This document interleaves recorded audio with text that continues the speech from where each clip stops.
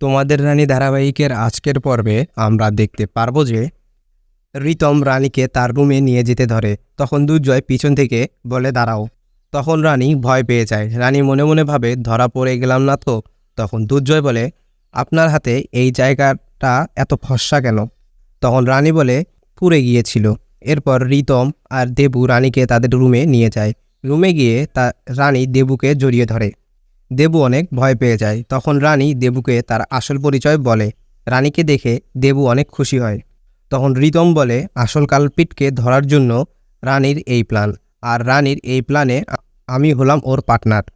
এদিকে পিকলু আনিসাকে ফোন করে। তখন আনিসা বলে, টাকাটা কোন জায়গায় দিয়ে আসবো? সেটা না বললে টাকাটা দিয়ে আসবো কী করে? অ্যাড্রেসটা দিচ্ছ না কেন তুমি? তখন পিকলু বলে, অ্যাড্রেসটা পেলে আমার খুব অসুবিধা হবে, তাই না?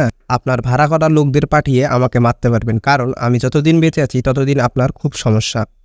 তখন আনিসা বলে, তুমি টাকা চেয়েছো, আমি তোমাকে টাকা দিয়ে দিব, কিন্তু তোমাকে এখন থেকে সরে যেতে হবে, আর একটা কথাও ফাঁস করবে না। তখন পিকলু বলে, ঠিক আছে, আমি রাতে জানিয়ে দিব টাকাটা কোথায় নিয়ে আসতে হবে।